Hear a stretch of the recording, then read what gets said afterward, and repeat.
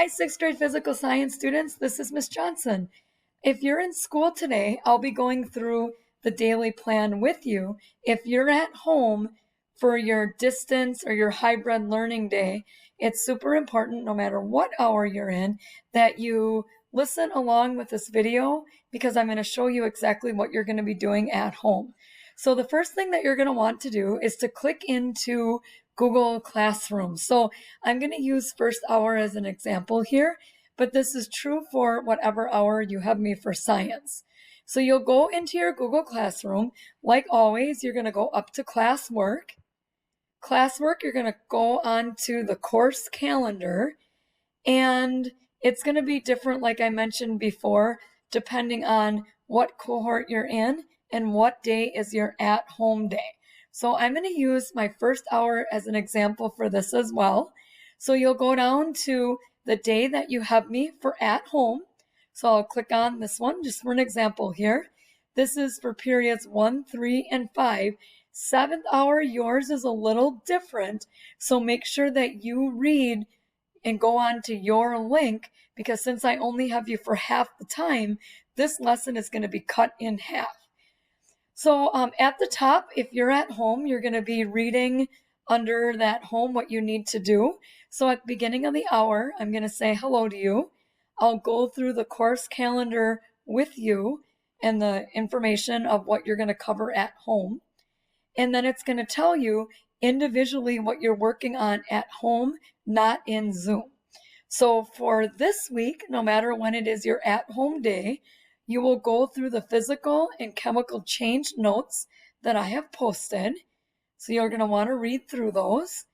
You're going to want to open up the Google form and do the Google form. And then you're going to complete the physical and chemical changes poster assignment.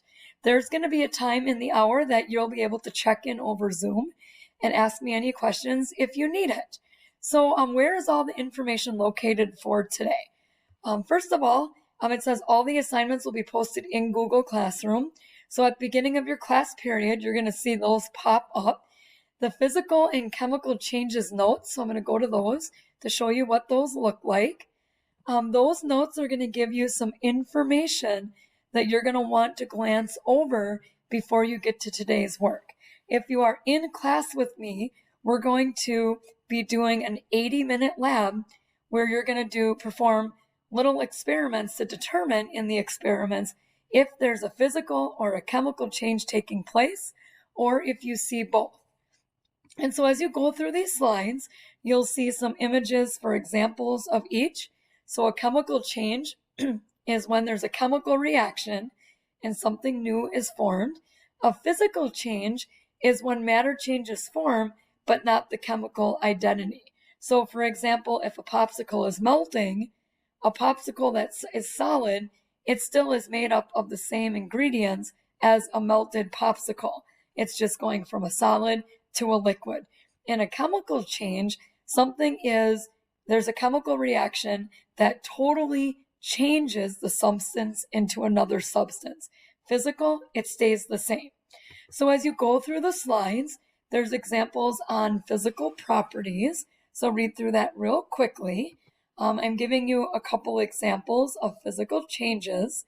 After you read through there, I want you to try to think of some of your own physical changes or things that you know of, like a melting snowman is an example of a physical change. And then you'll read about how they usually can be reversed. And then it goes into chemical changes. So indicators of a chemical change. And when I see you in person in class, you'll be familiar with some of the indicators because you're going to see some things that have gone through a chemical change. Examples of chemical changes, there's a little information about if the reaction was endo or exothermic, and you're going to be seeing that in the lab that we do. And then a precipitate, you'll also be seeing that in the lab that we do. On the bottom, there are some practice slides that you can go through. There are, I think it's 30 pictures that I put in there for practice for you. You can test yourself to see if you can understand from the picture if it were a physical or a chemical change. So that's the first thing that you're going to want to do And so just flipping back into that daily template is to look over the notes. Then you're going to go to the Google form. And in the Google form, it's a combination of multiple choice and short answers. You're going to notice when you go through this form, Google Forms does not allow us to put a link directly to the website that we want you to go to.